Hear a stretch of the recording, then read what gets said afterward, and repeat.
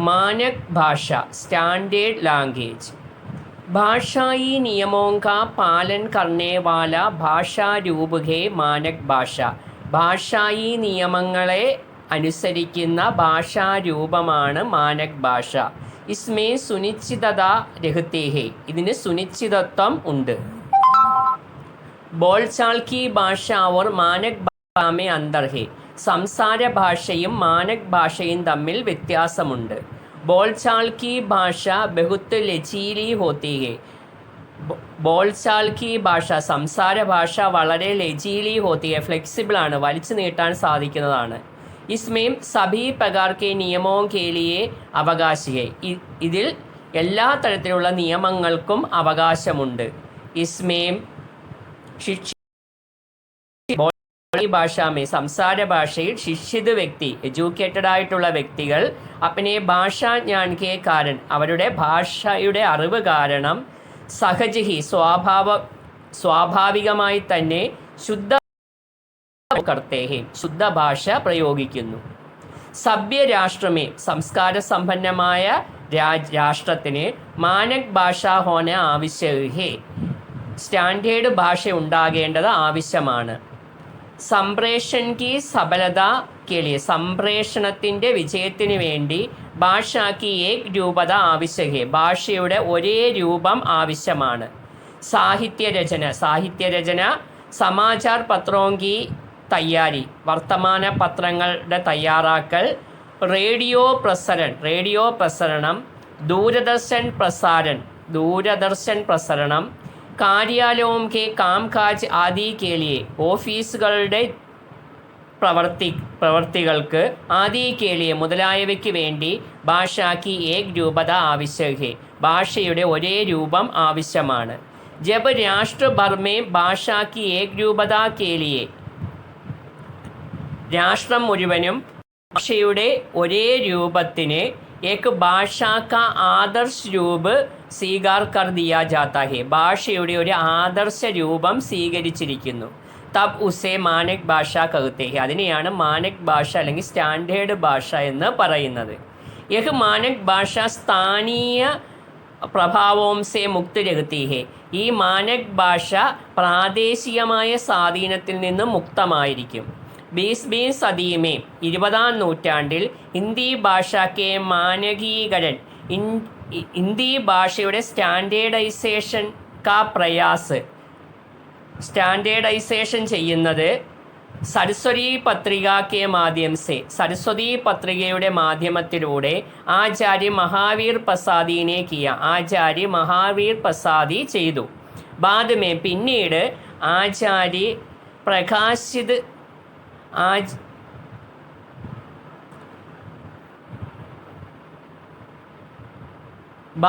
പിന്നീട് ആചാര്യ കാമദാ പ്രസാദ് ഗുരു ഹിന്ദി ഹിന്ദി വ്യാകരണത്തിൻ്റെ പ്രചാരണത്തിനും और ഉപയോഗത്തിനും ഹിന്ദിയെ ഇസ് ദിശാമേ और भी ഇന്ത്യയെ ഈ ദിശയിലേക്ക് ആ മാനകീകരണ ദിശയിലേക്ക് ആകെ ബഡായ മുന്നോട്ട് കൊണ്ടുപോയി. ആകെ ചൽക്കർ 1898 പിന്നീട് 1898 നാഗരി പ്രചാരണി സഭ കൈ പുസ്തകേം പ്രകാശിത കി പല പുസ്തകങ്ങളും പ്രകാശനം ചെയ്തു. ജിസ്നെ മാനക് വർത്തനി കി ഓർ അതിൽ ഈ സ്റ്റാൻഡേർഡായിട്ടുള്ള വർത്തനി സ്പെല്ലിങ് ഓർ സോർ ദിയാഹെ അതിന് ഊന്നൽ നൽകിയിരുന്നു. അതേതൊക്കെ കാര്യമാണ്? ഒന്ന് കാരക ചിഹ്നോ സജ്ഞാസെ അലഘ് രചന, കാരക ചിഹ്നങ്ങളെ സജ്ഞയിൽ നിന്ന് നാമത്തിൽ നിന്ന് വേറിട്ട് നിർത്തുക. ഉദാഹരണത്തിന് രാംനെ ഒന്നിച്ചെഴുതാതെ സെപ്പറേറ്റ് ആയിട്ട് എഴുതി.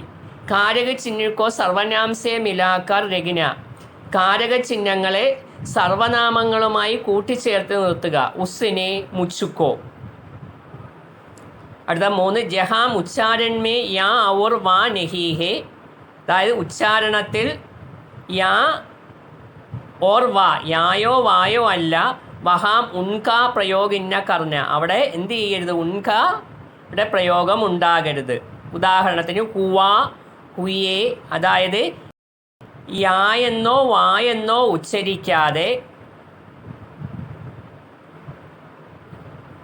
ഉദാഹരണത്തിന് ഹു ആ, അവിടെ വാ ഉച്ചരിക്കരുത്. ഹു ഏ, അവിടെ യാ ഉച്ചരിക്കരുത്. ഹു ഈ ഉച്ചരിക്കരുത്.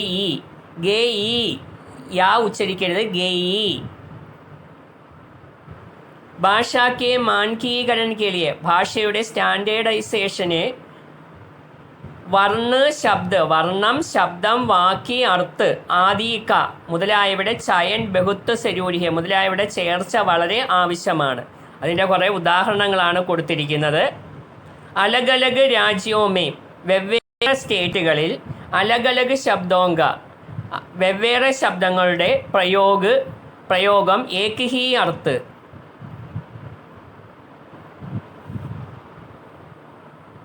हुआ तो